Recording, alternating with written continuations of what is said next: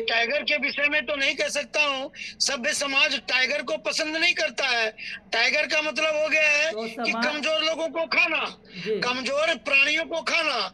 और मेरा मानना है कि जनतंत्र जो है सो गरीब गुरबों का है, और मैं गरीब गुरबों के साथ हूँ।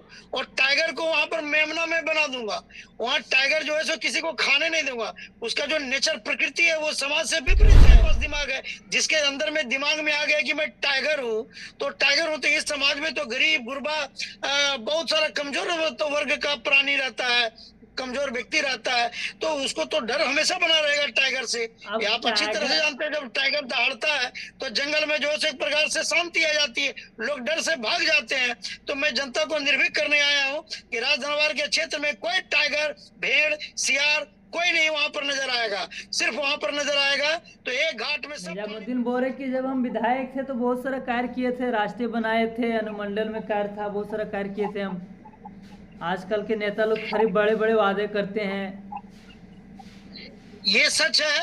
ये देखिए, मैं थोड़ी अलग हट के राजनीति करता हूँ। सच को सच कहता हूँ और झूठ को झूठ कहता हूँ। ये सच है कि निजामुद्दीन जी ने अनुमंडल लाने का काम किया था। इस बात का मैं उनको बधाई देता हूँ। लेकिन उसको छोड़ दिया जाए और उनका 4 से 5 लेकर वर्ष के 2014 तक जनता का जो रुझान था उससे डबल देखने को मिल रहा है 2024 में। बाबूलाल जी का ऐसा कहना है। ये मैं श्योर शॉट हूँ और 100% मेरी विजय सुनिश्चित है। ये जनता ने अब मन बना लिया है कि देवेंद्र कुमार गुप्ता को विजयी बना करके झारखंड के विधानसभा में भेजना है। आप निर्दलीय हैं, वहाँ पे बड़ा बड़ा चेहरा निकल करके सामने आया है, बड़ा बड़ा पार्टी है। कैसे मुकाबला देखने को मिलेगा, कैसे रहेगा मुकाबला? बड़ा चेहरा बनाना और मिटाना जनता के हाथ में है।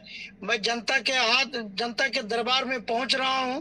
अगर यदि जनता को लगता है कि देवेंद्र कुमार गुप्ता में दम है, दरबार विधानसभा के लिए कुछ करने का मादा, कुछ सोच है, कुछ आइडिया उसके पास है, तो जनता हमको निश्चित रूप से याद करेगी। और मेरा मानना है कि जनता के से मैं लगभग 30 वर्षों से जुड़ा हुआ हूं और जनता हमको पूरा सपोर्ट करेगी। बाबूलाल जी बोल रहे कि हम निकल रहे हैं फिर से। हाँ, सही है कि वो 100% इस बार धनवार विधानसभा से पूरी तरह खारिज हो रहे हैं। पूरी तरह से वो निकल ही जा रहे हैं। वो फिर जो है फिर दोबारा वो दर्शन देने का मौका नहीं मिलेगा। क्योंकि आप अच्छी तरह से जानते हैं कि उनका जो कार्यकाल रहा था 28 महीने का, वो विवादों से भरा था। अच्छा, ऐसे फैसले लिए गए जो पूरे झारखंड को एक प्रकार से तहस नहस करने का काम किया। मैं दावे के साथ कह सकता हूं कि धनबाद विधानसभा में कोई ऐसा प्रत्याशी नहीं है जो पिछड़ों की बात करता हो, दलितों की बात करता हो, अकलियतों की बात करता हो। मैं वो शख्स हूं जो हमेशा जो है उन लोगों के साथ खड़ा हूं और खड़ा रहूंगा। वो बोल रहे हैं कि इस बार 2004 से लेकर के 2014 तक जनता का जो रुझान था उससे डबल देखने को मिल रहा है 2024 में। बाबूलाल जी का ऐसा कहना है। मैं उनकी बात का विशेष ये नहीं कर रहा हूं क्योंकि वो एक बार एक समय में ऐसा था जब वो कह रहे थे कि मैं मर जाना कबूल करूंगा लेकिन भाजपा में जाना कबूल नहीं करूंगा। तो सबसे पहले मैं तो ये कहना चाहता हूं कि उन्होंने जनता को धोखा दिया है। वो लड़े थे जेवीएम के टिकट से और बीजेपी में गए और जनता को जो है बरगलाने का काम। आवाज आपका रुक गया है देवेंद्र जी, आपका आवाज रुक गया है। आज चाटुकार लोग जुड़े हुए हैं, धंधा पानी के लिए लोग जुड़े हुए हैं। उनके पास कोई विजन नहीं है, कोई रीजन नहीं है, इसलिए जनता पूरी तरह से उनको नकार देगी। अच्छा, एक तरफ वहाँ पे मुस्लिम का आबादी ज्यादा दिखाई दे रहा है, कैसे सामना होगा निजामुद्दीन से? ऐसा कुछ नहीं है। यहाँ पर मुस्लिम हिंदू की कोई बात नहीं है। मैं अच्छी तरह से जानता हूँ कि मुसलमान भी हमारे समाज का अंग है और वो भी इस देश का एक हिस्सा है, प्रजातंत्र का हिस्सा है। मैं मानता हूँ कि आज का मुसलमान बहुत प्रोग्रेसिव मुसलमान है। वो मुख्य धारा में सब एक दूसरे के साथ मिल करके हम लोगों को वोट, खास करके हमें वोट करेगी और एक नए समाज का निर्माण करेंगे। हम ऐसे सशक्त समाज का निर्माण करेंगे जहां जात पात का कोई बंधन नहीं हो, जात पात का कोई भेद नहीं हो, धर्म जाति का कोई भेद नहीं हो। एक ऐसा समझ लीजिए कि एक ऐसा समाज का रचना करने का मेरे दिमाग में है, जहां हर आदमी जो सो अमन सुख चैन की शांति से आराम से अपना गुजर बसर कर सके। जब मेरा मानना है पत्रकार महोदय कि जब कोई भी व्यक्ति खटिया बाहर निकाल करके गर्मी में आराम से सो जाए तो उस समाज को, हम समाज को बेहतर समाज मानते हैं, क्योंकि वो समाज निर्भीक समाज होता है, बिना डरा हुआ समाज होता है। और मैं दावे के साथ कहता हूं कि अगर दीदी, और मैं जनता से अपील भी करता हूं कि मुझे मौका दें, मैं पूरे धनवा विधानसभा को एक निर्भीक क्षेत्र बनाऊंगा जहां पर कोई भी आदमी सुख चैन से आराम से जिंदगी गुजर बसर कर सकेगा। निजामुद्दीन बोल रहे कि जब हम विधायक थे तो बहुत सारा कार्य किए थे, राष्ट्रीय बनाए थे, अनुमंडल में कार्य था, बहुत सारा कार्य किए थे हम। आजकल के नेता लोग खरीब बड़े बड़े वादे करते हैं। ये सच है। ये देखिए, मैं थोड़ी अलग हट के राजनीति करता हूँ, सच को सच कहता हूँ और झूठ को झूठ कहता हूँ। ये सच है कि निजामुद्दीन जी ने अनुमंडल लाने का काम किया था, इस बात का मैं उनको बधाई देता हूँ, लेकिन उसको छोड़ दिया जाए और उनका 5 वर्षों का जो कार्यकाल है सो पूरी तरह से विफल रहा है। बहुत सारे सड़कें भी बनाए थे, ऐसा सुनने में आ रहा है। ऐसा कुछ नहीं है, सड़कें तो इस तरह से बदहाल है। और खास करके मैं तो 10 साल का हिसाब मांगने के लिए कह रहा हूँ जनता से। मैं तो जनता को कहता हूँ कि आप 10 साल का नहीं, 5 साल का नहीं, 10 साल का हिसाब मांगे। और इस 10 साल में क्या हुआ है जरा सा देखें। आज हमारे गांव गुमगी से और लोकायुक्त तक के जो जाने का जो रास्ता है, ना ही वहां पर सांसद कुछ काम कर पा रही है और ना ही जो है सो ये विधायक कुछ काम कर पा रहे हैं। आज देखिए संसद महोदया का यह 6ठा वर्ष जा रहा है और उसके बावजूद भी पैदल चलना मुश्किल है। गुमगी से ककनी घाघरा होते हुए लोकाय जो सो एक प्रकार से हम लोग नहीं जा पाते, पैदल नहीं जाना संभव नहीं है। तो ये है विकास का मॉडल उनका।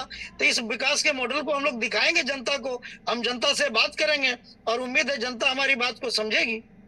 जनता आपकी बात को समझेगी, लेकिन वहाँ पे एक और पार्टी का उदय हुआ है, 2 पार्टी का, एक JBKSS और एक JLKM। क्या लग रहा है, JBKSS और JLKM का भी विचारधारा इसी तरह का निकल करके आ रहा है, मैनिफेस्टो जारी कर रहे हैं, वो भी जातिवाद बोल रहे हैं कि नहीं करेंगे हम। संजय मेहता का मतलब पार्टी है। मैं उस सब के बारे में नहीं कह सकता क्योंकि प्रजातंत्र है, सबको यहाँ पर पार्टी बनाने का भी अधिकार है, जनता के पास जाने का अधिकार है। जिसके विचारों में परिपक्वता होगी, जिसके विचार जो है सो जनता के समझ में आएगा और जनता जिसको चुनेगी वही वो तो वहाँ का एक सेवक बनेगा। अच्छा, JLKM यहाँ का तो लड़ाई सेवकाई के लिए।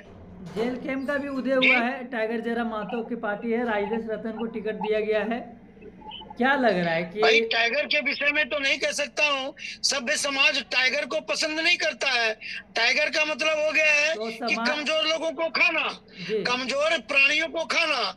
और मेरा मानना है कि जनतंत्र जो है सो गरीब गुरबों का है और मैं गरीब गुरबों के साथ हूँ।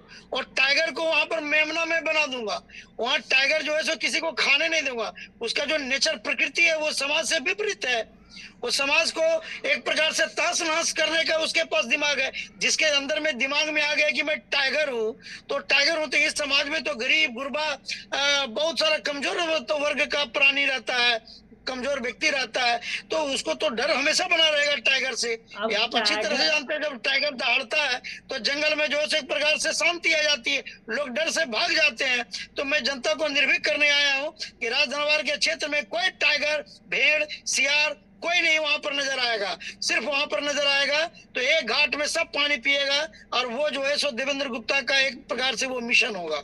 अब टाइगर को नेवला बनाने का बात बोल रहे हैं, कैसे नेवला बनाइएगा? उसके पास लाखों की आदमी नहीं, नेवला नहीं बोला मैंने नेवला नहीं कहा। मैंने कहा कि टाइगर जो है सो वो जंगल में ही शोभा देता है, समाज में शोभा नहीं देता है। और जंगल में भी सारे पंचतंत्र में सारे जो लोग हैं, ये जंगल में जितने भी प्राणी हैं, वो अगर सब एकत्रित हो जाएं तो टाइगर का भी पसीना छूट जाता है। तो उसके बाद तो मैं करता नहीं हूँ। टाइगर नामधारी जितने भी हैं मैं उसको पसंद नहीं करता हूँ। इसलिए पसंद नहीं करता हूँ क्योंकि वो प्रजातंत्र के बिल्कुल विपरीत उनका विचारधारा है। क्या लग रहा है विपरीत? राजेश रतन तो वहाँ पे बहुत सारा कार्य कर रहे हैं, समाज सेवी कर रहे हैं, कैसे विपरीत आपको लग रहा है? किस एंगल से बोल रहे हैं आप? आपको कहाँ से जानकारी मिल गई है सो हम नहीं कर सकते हैं। जुम्मा 8 दिन नहीं हुआ है और कहाँ से जानकारी मिल गई कि बहुत सारा काम कर रहे हैं वो तो हमको पता नहीं है। और वहाँ पर मैं लगातार अनवरत जुड़े हुआ हूँ। वो खुद बोल रहे हैं हम समाज सेवी कर रहे हैं, मतलब सोशल मीडिया के जरिए से भाई तो अपना अपने अपना मुंह अगर देखो कोई तारीफ कर रहा है तो उसकी बात में कुछ नहीं कर सकता। जनता भी बोल रहे हैं। नहीं, जनता मेरा नहीं हुआ, आपको गलत जानकारी मिली। अच्छा, क्या लग रहा है, आप वहाँ पे तो उतर तो गए हैं, लेकिन मुद्दा क्या रहेगा आपका? मेन दो मुद्दा क्या रहेगा? मुद्दा, बहुत सारे मुद्दे, हमारे मुद्दे के साथ मैं जुड़ा हूँ जी। और मैं इसलिए जो धनबाद विधानसभा से आया हूँ ताकि लोगों को सबसे पहले यहाँ पर जो स्थिति है, आज शिक्षा का व्यवस्था बदहाल है।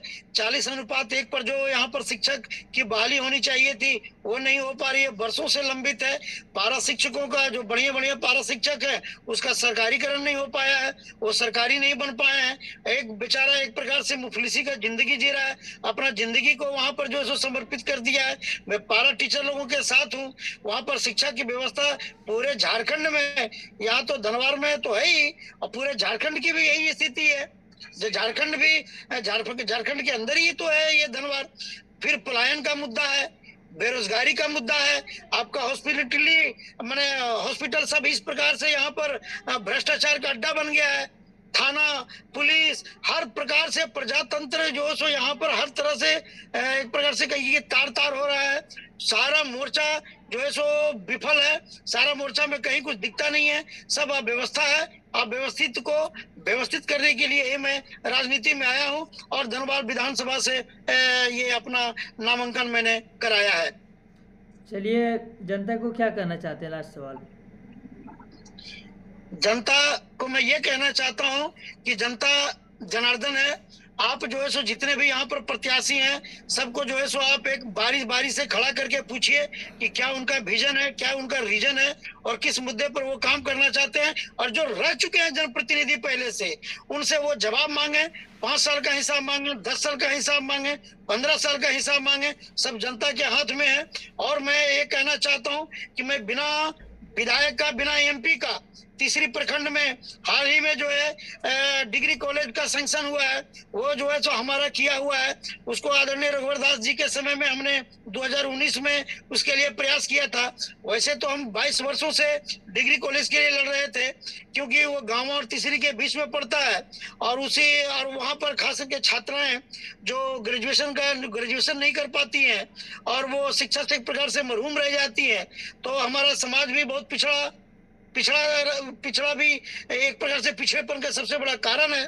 तो ये हमारा बहुत पहले से मुद्दा रहा है और मैं सबसे पहले मैं मानता था कि ये शिक्षा व्यवस्था में सुधार होनी चाहिए। यही कारण है कि मैं गांवों में, मंजने में, गुमगी में विद्यालय चलाने का काम करता था। अभी गांवों में मेरा विद्यालय चल रहा है और इसी कड़ी में हमने डिग्री कॉलेज के निर्माण का वहां पर हमारे गुमगी के लोगों ने संकल्प लिया था, जिसका अमली जामा जो है ये जो है सो अभी वर्तमान सरकार ने उसको सैंक्शन किया है। मैं साधुवाद देता हूँ, धन्यवाद देता हूँ कि हमारे मिशन पर उन्होंने अपनी मोहर लगाई है। बिना एमपी का, बिना विधायक का हमने गुमगी में पानी टंकी निर्माण करवाने का काम करवाया। हर तरह से वहां पर गुमगी में हाट लगता है। मेरा मॉडल है, अगर यदि जनता हमको चुनती है तो मैं हर पंचायत को डिजिटल पंचायत करना चाहूंगा। मैं गुमगी में स्टेडियम का निर्माण करना चाहूंगा। मैं चाहूंगा कि घोड़थंबा में भी डिग्री कॉलेज का निर्माण हो, गांवों में भी डिग्री कॉलेज का निर्माण हो। इससे पूरा हमारा धनबाद विधानसभा शिक्षा से पूरी तरह आच्छादित हो जाएगा।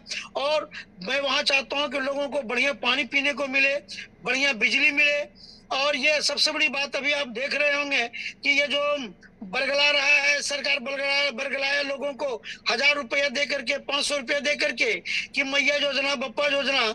तो मैं तो ये कहना चाहता हूँ आपके माध्यम से कि मैया तो तब खुश होगी जब उसके बच्चे को रोजगार मिलेगा, उसकी बेटी की बढ़िया से शादी होगी, बेटी उसकी बढ़िया से पढ़ाई करेगी और हर आदमी जो सो खुशहाल रहेगा, तब तक मैया खुश होगी। 1000-500 रुपये में मैया खुश होने वाली नहीं है।